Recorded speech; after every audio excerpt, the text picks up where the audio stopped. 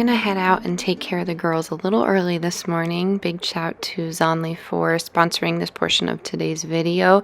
They are keeping me warm with this amazing heated blanket, and it's wearable. So I'm going to put it on here just like a vest.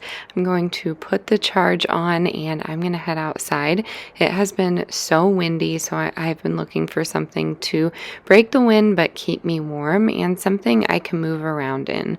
So this is what it comes with. It's like a portable charger, and I have it mostly charged up here, and all I have to do is plug it into the coat itself, turn the power on, and it keeps me warm all day long. Honestly, the charge on this is pretty incredible. This would be perfect for someone that loves outdoor trips, someone that loves to camp, someone that walks their dog every day, sporting event parents. Honestly, the list goes on. It's so versatile, and I love that you can convert this into a throw blanket. All you have to do is zip up those arm sleeves. It also includes advanced rapid heating technology. The cordless electric heated blanket heats up to 149 degrees in just 5 seconds with 6 strategically placed heating elements across the back, neck, and chest. And the battery operated heated blanket provides intelligent zonal warmth and consistent comfort. It does have some safety assurance and it's certified protection. It features a 10,000 mAh battery that incorporates a short circuit prevention and intelligent 2-hour shut-off technology to prevent overheating, and it keeps you safe and secure during the use. I have been loving getting bundled up in the morning and going out for a cozy cup of coffee. As you can see, my turkey's being a bit shy this morning, but after that I just head on over to the girls and get them fed for the day. I love that I can bring this just about anywhere, and I think it's cute and cozy and just what I needed for the season. So I'm excited that I have it, but this would be again a perfect gift of warmth for this blustery season we're about to have. I feel like it's extra windy out there. So you can surprise your loved ones with a gift and truly warm their hearts by shopping the link in my bio. Everything you need will be detailed down below. Thanks again to Zonley for sponsoring this portion of today's video. Alrighty, we had some delicious breakfast. Now I'm inside and I'm trying to put up and preserve most of these root vegetables that we got visiting my family this weekend, and I wasn't sure where I was going to go with this. I wasn't sure what was in this bucket, to be honest with you, but it's always a fun surprise. There were a lot of carrots and I was just trimming them up. I'm going to preserve them in the refrigerator this year, which I know can be hotly debated. I've talked about it before. It doesn't always have to be shelf stable. Just a little bit of everything works in my household, and that's how we prep for winter. We are eating a lot of root vegetables, so I could can these, but honestly, we don't like the flavor of canned carrots. And then you could also store these in sand, which I have done before. Unfortunately, it didn't work out because I didn't do it correctly. When you're storing in sand, you're trying to mimic dirt. You're trying to mimic the ground, and you want to spray it with water a little bit. You want it to be a bit damp. I wouldn't say like sopping wet in there, but you're trying to mimic the ground, and I just kept it dry and it just didn't work out. I've also seen people just layer these in newspaper. I don't think that method works as well as sand, but if you're wanting to do that instead of the refrigerator, definitely go that route. Honestly, there are a lot of different ways you can go about this, but they store in the refrigerator just fine. So we're going to trim it, get some dirt off of it, not all of it, and then we are just going to use old grocery bags to wrap them up pretty airtight, and then I'll just store them in my bin that I store the rest of the veggies in, and we'll pull from them from time to time. I don't think this will be enough for a family of 6 for an entire year, but honestly, it might be enough to get us through winter. We do a lot of soups and stews, and we also have a whole nother crop outside that we may just pull from. So we have multiple carrot sources. Lucky us.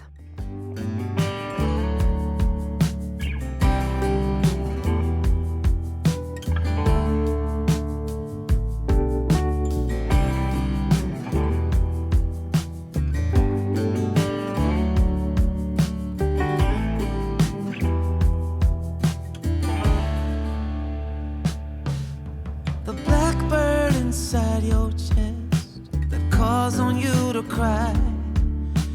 decided it was time for him to fly out of the darkness and into the light, higher and higher. All right, and then this shelf is brand new to me. This is where I'm storing most of my veggies this winter. I have a dream of lining my entire garage with these shelves, but they can get a little bit pricey, so I'm just spacing it out. I got this on Amazon, but check your local Facebook Marketplace listings. There was a really great one, and then I got to the location to check it out, and they were in some rough shape, so I didn't go with that. So I got this new one from a company on Amazon. But anyways, I think it's sturdy and it holds up to 500 pounds. You really can't beat that. And I love that there's some air shelves, if that makes sense. The shelves are giving air is what I'm trying to say. So potatoes will go great on here. We have some radishes and whatnot, but you can screw this into the wall if you want to, but it is very sturdy, and I will link it because it's pretty inexpensive.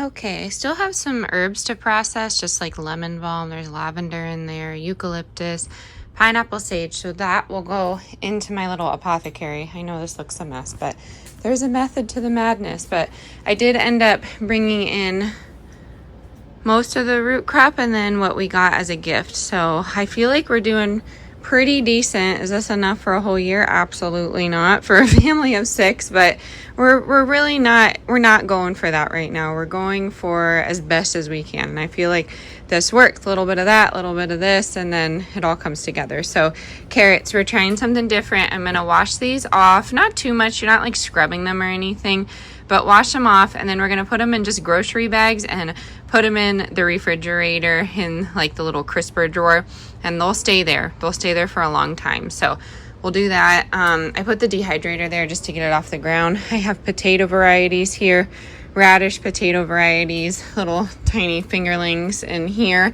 Up here I have onions. I know classically onions and potatoes should not be stored next to each other, but they're not touching, and I feel like they'll be okay up here. I might eat my words here in a little bit, but we'll see. So that's what's happening with I guess these drying racks here. I have extra mason jars, extra water filters up there, and extra cook gear.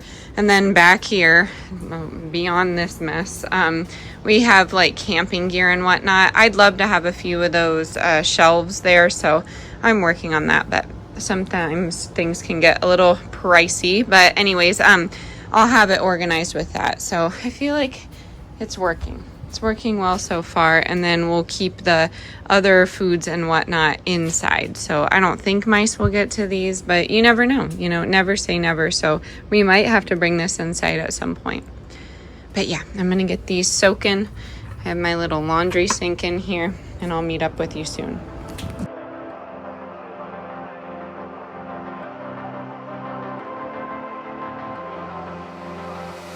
I'm laying down it to compile it. Oh no, I see you only when you're ballin'. Oh no, I don't even care to die. I'll see you in a while, 'cause this time I will choose you, yeah. Now choose. You know exactly how to look like this. Holding in a bag full of goods and needs. I need a night like this. It's windy, so I'm gonna shout, but we have quite the pile of wood happening here. My husband's really been enjoying chopping wood, but for all you veteran wood cutters, speak of veterans, happy Veterans Day. Thanks for all that, to all who served. Y'all are amazing. Anyways, yeah, if you're thinking like he enjoys it now but not 10 years from now, maybe, but we're just excited. And to put on more of the house saga, we unfortunately may not be able to use our wood stove, so I think we're gonna get a new one. I don't know. The girls and I are grabbing the pine shavings now. Wait, I'm having my jacket on like this. Yeah, all right. And while I'm here, I have this tree behind me. We are going to collect some of those pines. They're actually leaves, believe it or not, but some of those from the eastern white pine, that tree behind me there. And you can tell Just remember the word white has 5 letters, and I'll show you here in a second. 5 pines come from that little cluster, if that makes sense. We're gonna make some pine soda, some pine tea, and I think that's it. Huge in vitamins A and C, and it will be really helpful for immunity. Also really helpful for lung health. So let me grab one. All right, I got them all the way up here. So this dry stuff I've been collecting and putting on my garden beds just as like a mulch. But let me see here. You go down. That's how you can tell if there's 5 coming out of here. So 1, 2, 3, 4, 5 out of the cluster. Awesome. You could also take these and make them a little bit more pliable, like some of these, soak them in water, and you could make a basket out of it. I think that's like the earliest basket was made of pine, but it's so beautiful. My goodness, look at this tree. But yeah, I can just literally take this down with me. That's what we'll do. Husband's looking at me through the window. What are you doing with that? We're gonna make soda, like a Sprite. How will we make it? Guess she's never had Sprite, huh? Oh, we'll make it with some honey and filtered water and some pine. And you leave it go for 6 days in like a swing top. I'll show you how to do it later, but yeah, we're gonna get these girls set up for the winter. The girls really love to help me in here, but I do have to keep an eye on this flock of chicks. We've had chickens before, and I don't want to say they've never done this, but some of these chicks go for the eyes, and the girls, you know, they're just trying to obviously play around here, but I'm not sure exactly how to handle that other than keep an eye on them. So as you can see, I'm trying my best, but I usually would just leave this as a block, but I wanted to get it flattened with a rake. Usually the chickens just go about taking this and spreading it everywhere, but I needed to get some in the coop just because I was getting some messy eggs, and that's always easy to clean up when I put some of this pine shavings into the coop itself. And this works for us just because we do the overwintering method, the deep litter method. So we just pile on this pine shaving, and it really helps in the winter time. And then in the spring, we just clean it out day by day and go from there. Honestly, super easy. Chicken keeping doesn't have to be this meticulous, like wild thing. I have seen so many, I guess the new age word is extra things when it comes to chicken keeping, and to each their own, but it's pretty basic, and I love that the girls love helping. I really thought this would be salvageable, but that wind really ripped it. This aluminum, not the best. I talked about that greenhouse before. I gave it my thorough review. Be great for the summer, but just can't withstand this wind, and we don't like live in Alaska or anything. I'm in Pennsylvania, so should have been stronger. My bad. Hey, I brought you some warmth. I know you don't need it. They get so warm. Just think about them in the wild, but he likes to perch on here. I know, you're handsome. They're not gonna bother you. He's afraid of the girls. I'm gonna just take a tarp or a paneling. I'd love to do wood paneling here in the, wow, yeah. Some wood paneling here, just for some privacy and all that, but I don't know, because we have trees up here. I'm terrified that they're gonna come down with this wind, but who knows? So we'll see. Yeah, animals poop just like us. Will you quit following me? I think you're gorgeous, but I don't have time for this right now. I know. So we got to get to the Goodwill. They have $2 on Tuesdays, and we need stuff. Like, I'm looking for some natural fibers. That's the only place to find them, but yeah. All right. I think I'm going to put his shavings here and here. He likes to rearrange it just like the girls do. If you see him in there, they're pecking at it, rearranging. And I have to get eggs too. Would you move it?